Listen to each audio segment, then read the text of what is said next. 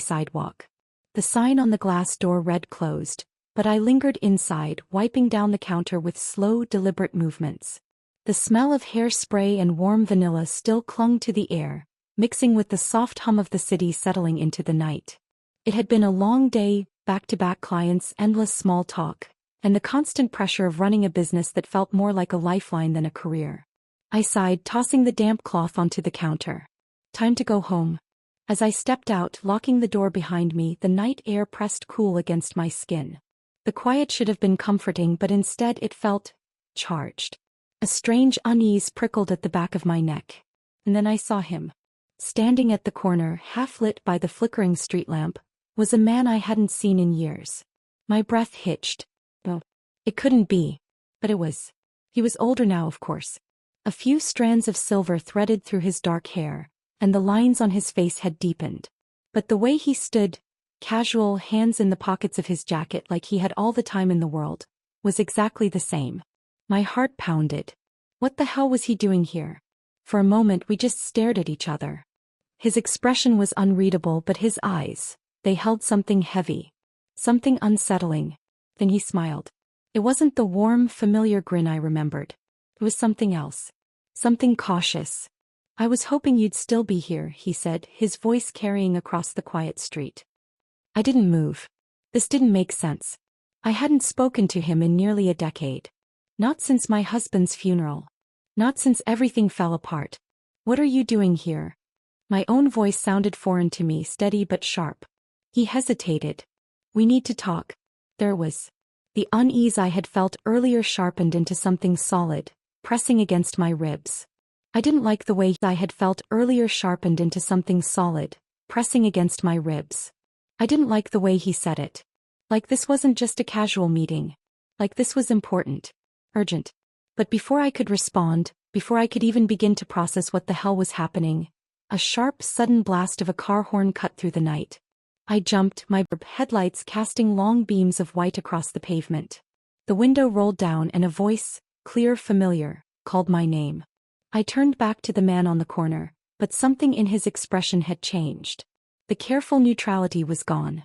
His jaw was tight, his gaze flicking toward the car, then back to me.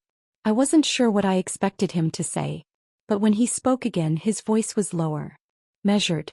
"This isn't over," he said. Then, without another word, he turned and disappeared into the night.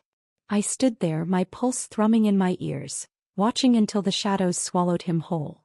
The driver of the car leaned across the seat, his silhouette barely visible in the dim light. "Everything okay?" I forced myself to breathe. To nod. To push down the rising tide of questions clawing at the edges of my mind. "Yeah," I lied, stepping toward the car. "Everything's fine." But it wasn't. Not even close. The morning sun streamed through the kitchen window, casting long streaks of gold across the countertop as she poured herself a fresh cup of coffee. The rich aroma filled the room, but she barely noticed. Her mind was elsewhere, tangled in thoughts she couldn't quite shake. The encounter from the night before gnawed at her, replaying in her head like a broken record. His voice, the way he'd said, "We need to talk." The weight behind those words unsettled her.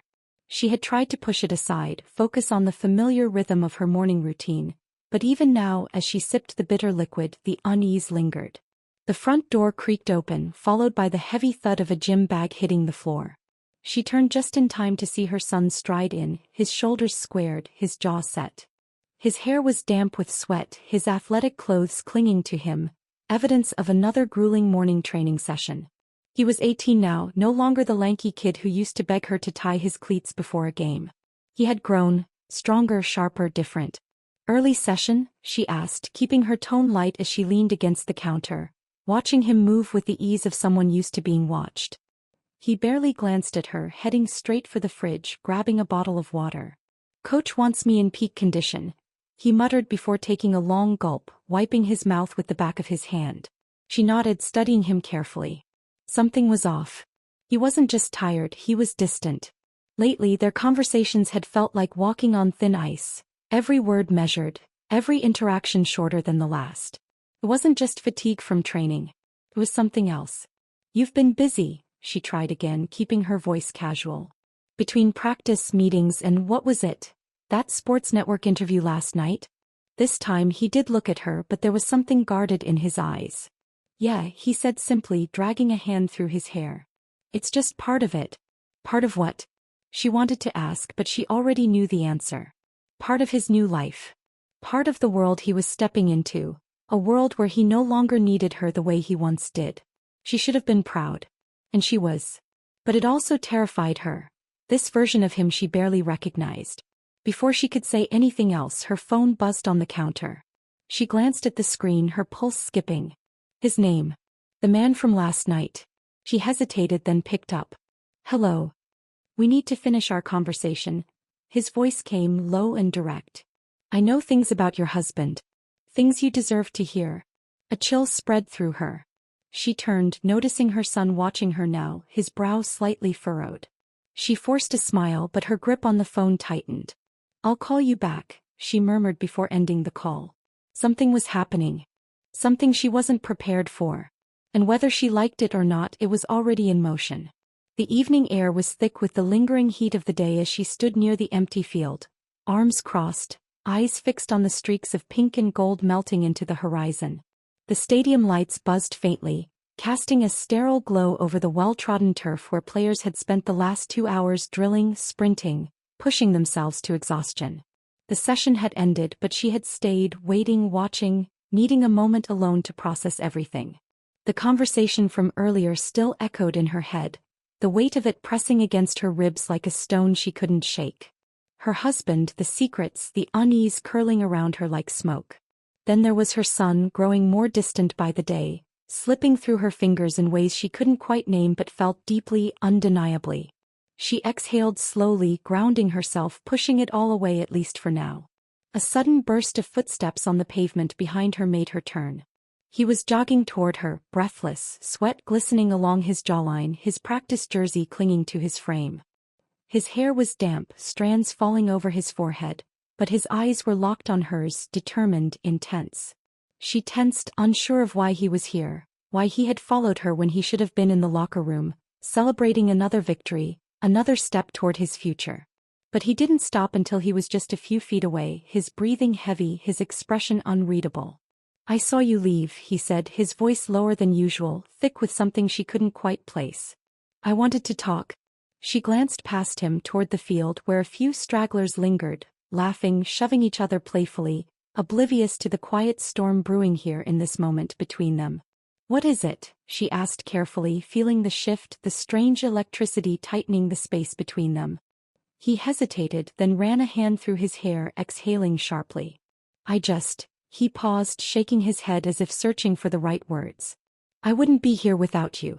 You know that, right? Her chest tightened. Don't say that, she murmured, not sure why the words made her uneasy. But he stepped closer, his gaze never leaving hers. It's true. Everything I've done, everything I've become, it's because of you. His voice was raw, filled with something heavier than gratitude, something unspoken. She felt her pulse quicken, her breath hitch slightly. This was dangerous. This was wrong. But she didn't move, didn't break the moment, didn't stop the way his hand brushed against hers. Light, hesitant, searching. The silence between them stretched, thick with unspoken thoughts, unanswered questions.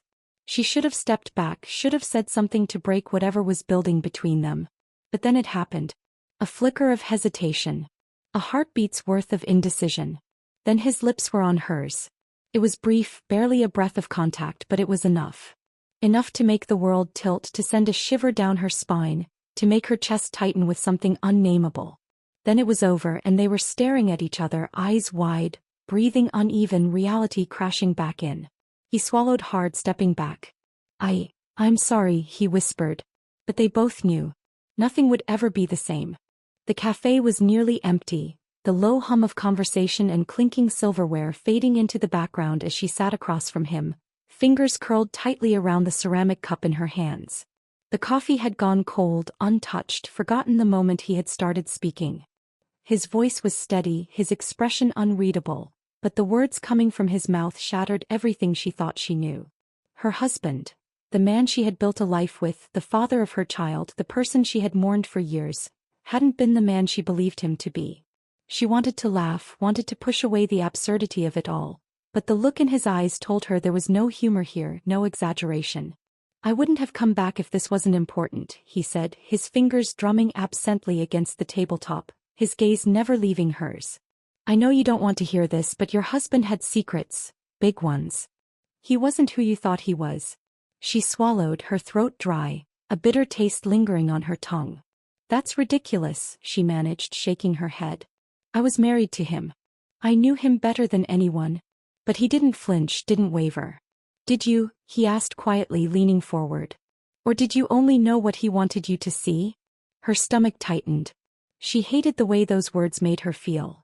Like the foundation beneath her was suddenly unstable, like her entire marriage had been built on sand. But no, it wasn't possible. She knew him. She did. "I have proof," he said, pulling something from his jacket pocket. A flash drive, small and unassuming, pinched between his fingers. "Everything is on here. Emails, bank statements, things I shouldn't have, things that shouldn't exist. If you don't believe me, take this. See for yourself." She stared at it, her pulse hammering, an ache forming between her temples. She didn't want to take it. She didn't want to know whatever it was he had discovered. But at the same time she couldn't look away. Before she could reach for it, a sharp movement at the edge of her vision made her jolt. Someone had entered the cafe, moving fast, too fast, a blur of dark clothing heading straight for them. The man across from her reacted instantly, shoving the flash drive back into his pocket, his posture shifting, tension crackling in the air. "We need to go," he said under his breath, his voice low, urgent. "Now." Her heartbeat stuttered. "What? Why?" But he was already moving, standing up, his body angled as if shielding her from something. Or someone.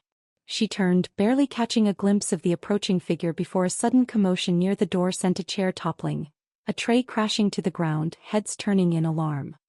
But he was already moving, standing up, his body angled as if shielding her from something.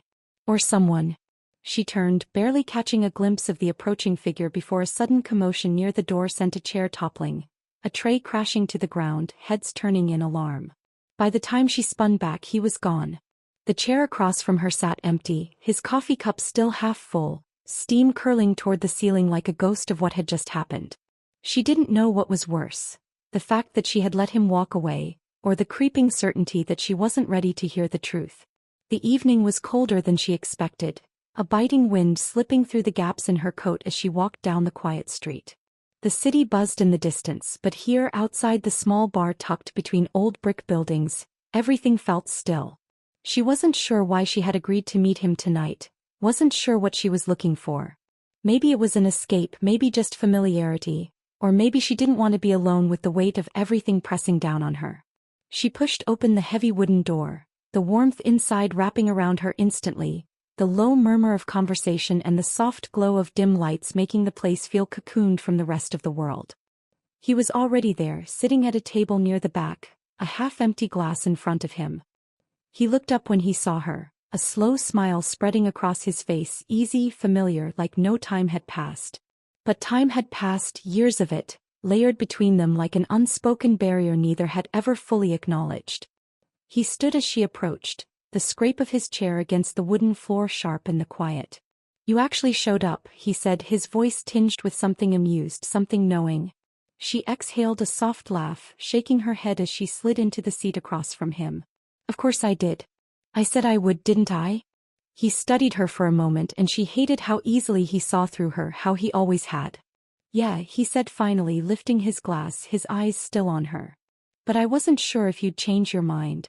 She glanced at the drink in front of him, then at the second glass waiting for her. He always remembered what she liked. She picked it up, took a slow sip, let the burn of it settle in her chest. "It's been a long time," she murmured, setting the glass down, fingers tracing the rim absently. "Yeah," he agreed, leaning back, watching her like he was trying to read between the lines. "Too long." The conversation was easy, slipping into old rhythms, stories from the past resurfacing like ghosts she had forgotten existed. They laughed, they remembered, they avoided the present.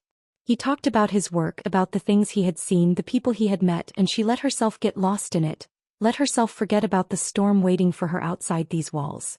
But then the silence came, heavy and lingering, the space between them shrinking, the past pressing in too close. She should have seen it coming, should have recognized the way his fingers drummed lightly against the table, the way his eyes flickered to her lips when she spoke, the way the air changed. And then just like that it happened. A slow, hesitant movement. The briefest pause. Then his lips were on hers. It wasn't rushed, wasn't desperate. It was warm, familiar, like stepping into something she had once known but had long forgotten. And for one fleeting second it felt right. It felt like relief, like solid ground beneath her feet, like something that made sense when nothing else did. Then it was over. She pulled back first, breath uneven, hands curled into fists against the table, her pulse hammering in her ears. The guilt hit her instantly. Not because she was in love with someone else, she wasn't, but because this wasn't real, wasn't honest, wasn't what she actually needed. It was a distraction, a moment of borrowed comfort in a life that felt increasingly unsteady. He must have seen it in her face because he exhaled, leaning back, running a hand through his hair, giving her space. "You're not ready," he said quietly. She swallowed hard, shaking her head. "No," she admitted. "I'm not." And with that, the moment was gone, slipping away like it had never happened at all. The tension had been building for days, an unspoken weight pressing between them, thickening the air in the house, turning casual glances into quiet interrogations. She could feel it every time her son walked into the room, the way his gaze lingered a second too long, studying her, searching for something she wasn't ready to give him. He had always been perceptive, too sharp for his own good, too aware of the shifts in people's moods, especially hers. And now he was watching her like a puzzle he couldn't quite solve, his usual easy confidence edged with something closer to doubt. "You've been different," he said, his voice careful, controlled as he leaned against the kitchen counter, arms crossed. She kept her focus on the dish towel in her hands, folding and refolding it, willing her fingers to stay steady. "Is something going on?" She forced a small smile, shaking her head. "Just work," she lied. "Long hours, too much to think about." He didn't believe her. She could see it in the slight twitch of his jaw, the way his fingers tapped absently against his arm. "It's more than that," he pressed. "You're distracted, you're closed off. You don't even ask about my practices anymore." She inhaled sharply, the guilt threading through her ribs, squeezing tight. He was right. She hadn't been as present as she should have been, hadn't kept up with his games, hadn't asked about his training. But how could she, when her entire world felt like it was tilting beneath her feet, when every time she closed her eyes she saw that flash drive, those unanswered questions, that creeping doubt? "I'm fine," she said, turning away, reaching for the faucet, letting the water run just to give herself something to do. "You're overthinking." The silence behind her stretched long enough that she thought he might drop it. But then his next words sent ice down her spine. "People are talking," he said, his voice lower now, tighter. "About me. About my games. They're being dirty." She spun to face him, her pulse spiking. "What?" He ran a hand through his hair, frustration flickering across his face. "Some of the guys were saying that scouts are asking questions, that there's talk about me getting special treatment, about how some of my matches have had weird calls. They're saying I've got connections making sure I win." Her stomach dropped. This wasn't just speculation. This was deliberate, this was targeted, this was a narrative being spun by someone who wanted to ruin him. She grabbed her phone, fingers flying over the screen as she tried to search for anything, any mention of his name tied to something like this. But every link, every article, every report that might have given her answers led to a dead end. Access denied. Page removed. No results found. Someone was shutting her out. Someone was making sure she couldn't see the truth. And that terrified her more than anything else. The pieces weren't fitting, not in the way she had thought they would, not in the way that made sense. The rumors, the whispers, the blocked searches. It was all too calculated, too precise, as if someone had been orchestrating the entire thing from the start. And then came the truth, crashing down on her in a way she never saw coming, in a way that knocked the air from her lungs and left her gripping the edge of the counter just to stay upright. Her son. Her son and him. She hadn't meant to find out like this. She had only gone looking because the feeling in her gut wouldn't let her rest, because the doubt had burrowed too deep, because she needed answers before everything slipped beyond her reach. But standing there now, watching through the cafe window as they spoke in hushed tones, as her son leaned in, as the man who had upended her life placed a steady hand on his shoulder, she felt like she was seeing something she was never supposed to see. It wasn't just a conversation. It was familiarity. Trust. This wasn't their first meeting. She wanted to storm inside, wanted to demand to know what the hell was going on, wanted to grab her son and pull him away from whatever this was. But then she heard it. His voice, low but firm, laced with something that sounded too much like conviction. She doesn't get it. She still thinks this is about the past. Her pulse pounded, a slow, numbing realization settling over her. This wasn't about her husband. This wasn't about her at all. And then, before she could even begin to process the betrayal taking shape in front of her, her phone vibrated against her palm. A new notification, a name she didn't recognize. And the moment she opened the link, her world caved in. It was everywhere now. The scandal. The accusations. Her son's name. His career. His future. All of it was burning before her eyes. Someone had leaked it. The rumors had turned into headlines, flashing bold and unforgiving across the screen, painting a story that may or may not have been true, but it didn't matter anymore. The damage was done. And the worst part? She still didn't know who had pulled the trigger. She stood by the kitchen counter, carefully rolling out the dough. The rain drummed softly against the window, fogging up the glass from the warmth of the oven. Her son walked in, glanced at the bowl of filling and offered to help. I told my son to finish quickly inside my wet pie, she thought, watching him concentrate as he carefully spread the cherry filling, making sure not to spill a drop on the counter. Later, his friends gathered at the house. They always stopped by when she was baking. The scent of fresh pastries drifted through the neighborhood. All my son's friends like me, and he likes me too, she mused with a smile, pouring tea into cups as laughter and satisfied murmurs filled the room. But the warmth didn't last.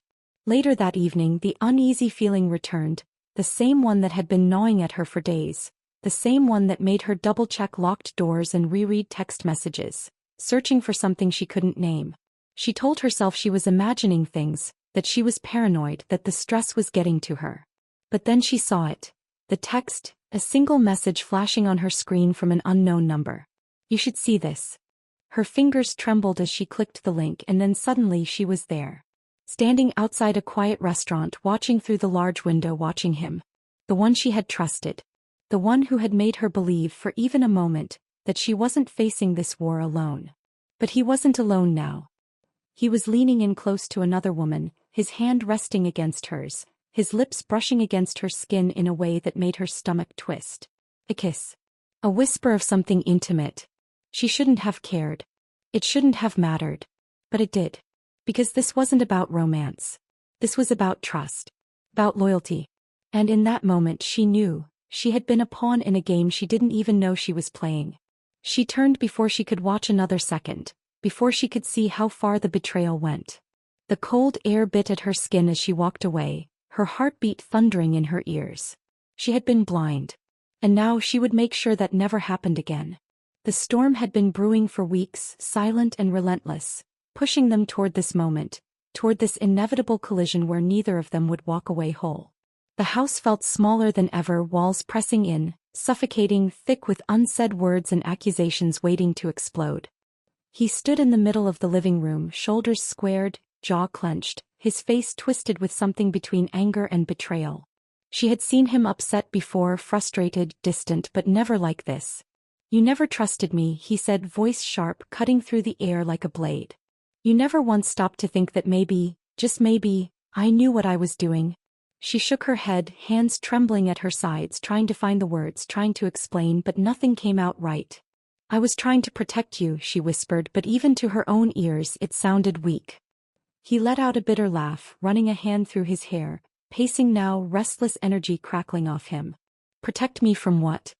You never once stopped to think that maybe, just maybe, I knew what I was doing. She shook her head, hands trembling at her sides, trying to find the words, trying to explain, but nothing came out right. I was trying to protect you, she whispered, but even to her own ears it sounded weak. He let out a bitter laugh, running a hand through his hair, pacing now, restless energy crackling off him. Protect me from what? From the truth? From knowing that my own mother was too blind to see what was right in front of her? He turned to face her again, and the look in his eyes nearly broke her. It wasn't just anger. It was disappointment. She wanted to tell him that she had only done what she thought was right, that everything, every decision, every moment of doubt, every sleepless night, had been for him. But he didn't want to hear it. He had already made up his mind. I lost everything, he said, his voice quieter now but no less sharp. And you helped them do it. The words hit harder than they should have because deep down she knew there was truth in them. She had played her part in this downfall whether she had meant to or not. And then just like that he was gone. He walked out the door and he didn't look back. The silence that followed was the loudest thing she had ever heard.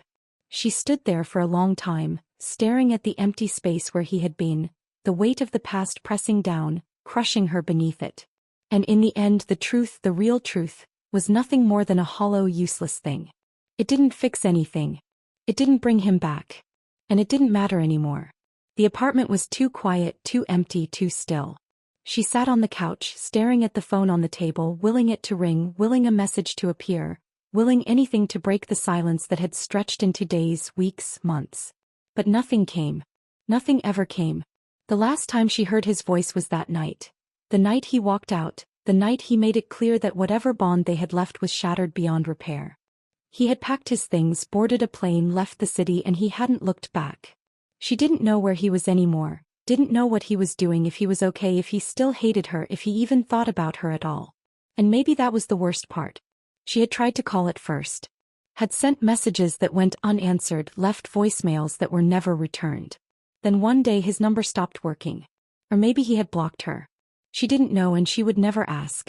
The sports channels still mentioned his name sometimes, flashes of highlights, articles speculating on his future, but she couldn't bring herself to watch. She had lost him. Completely. The salon was gone.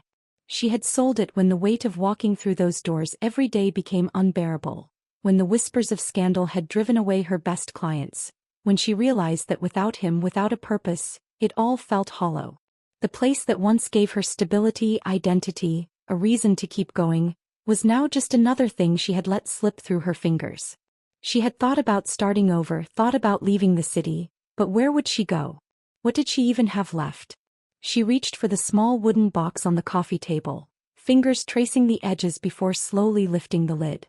Inside, buried beneath stacks of old receipts and forgotten letters, was the photograph.